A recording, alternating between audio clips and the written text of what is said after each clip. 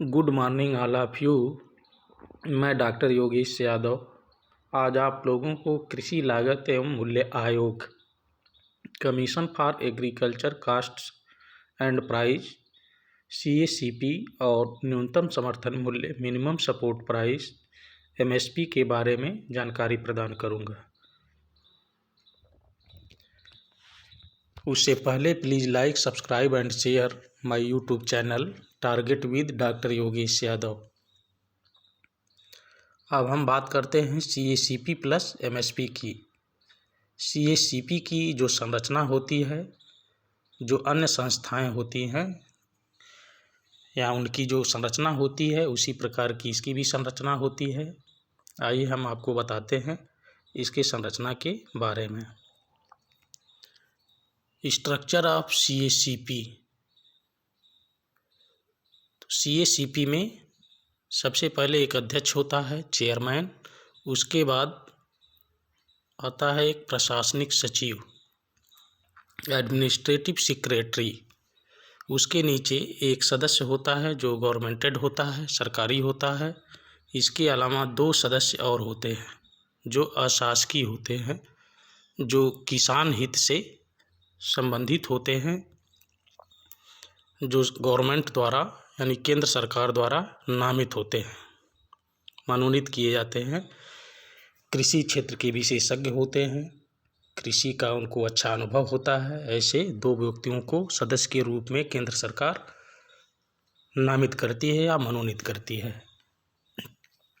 CACP का पुराना नाम कृषि मूल्य आयोग, कृषि मूल्य आयोग APC एग्रीकल्चर प्राइस कमीशन था। अब APC की स्थापना सन 1965 ईस्वी में की गई थी। सन 1985 ईस्वी में APC का नाम बदलकर CACP कर दिया गया। CACP का मुख्यालय नई दिल्ली में स्थित है। CACP के पहले अध्यक्ष ML दांतेवाला थे। अब हम आगे बात करते हैं न्यूनतम समर्थन मूल्य की, जिसको मिनिमम सपोर्ट प्राइस MSP के नाम से जाना जाता है। न्यूनतम समर्थन मूल्य से आशय यह है कि कृषि लागत एवं मूल्य आयोग CACP की सिफारिश पर जितनी कीमत अर्थात MSP सरकार द्वारा निर्धारित की जाएगी, उससे कम कीमत पर कृषि फसलों को खरीदा नहीं जाएगा।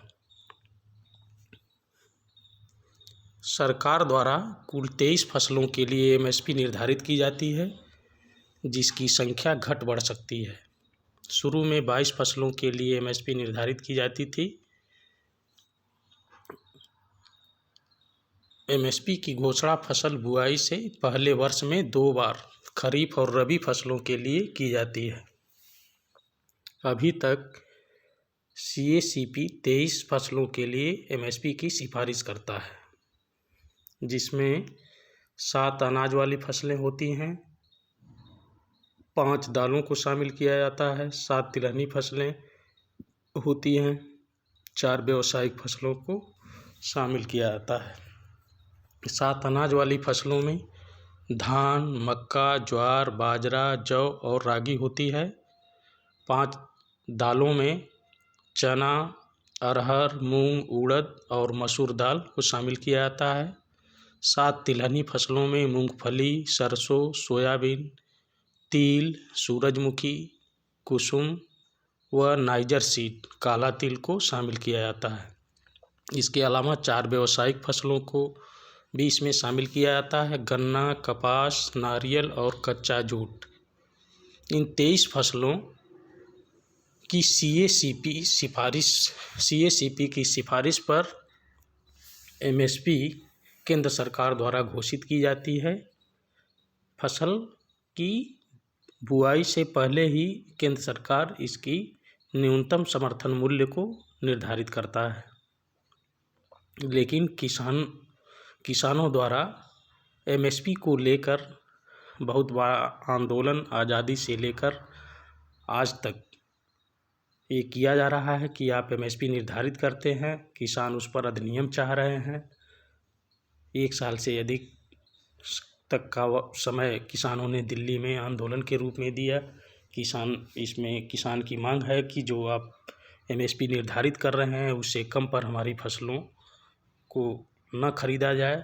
इस पर हमको एक अधिनियम बना दीजिए जिससे हम जो सरकार कीमत निर्धारित करती है MSP न्यूनतम समर्थन मूल्य, उससे कम कीमत पर कोई न खरीदे। अगर कम कीमत पर कोई खरीदता है तो उसमें दंड का प्रावधान निर्धारित हो। एक्ट में व्यवस्था ऐसी हमको जो है दीजिए गारंटी, लेकिन इस पर कोई भी सरकार आज़ादी से लेकर आज तक नहीं दे पाई है। अधिनियम उसका नहीं बनाई। किसानों की मांग ऐसे ही बस चलती रही। जैसे गेहूं की कीमत 2000 रुपये प्रति कुंटल है, लेकिन लोकल मार्केट में कितना बिक रहा है? 1400-1500 प्रति क्विंटल। किसान को जो है 500-600 रुपये का नुकसान हो रहा है। किसान इसी की मांग कर रहा है, लेकिन आज तक उनको एक्ट की व्यवस्था के रूप में कोई भी गवर्नमेंट एक्ट बनाकर किसानों के हित के लिए फैसला नहीं दी। Thanks all of you.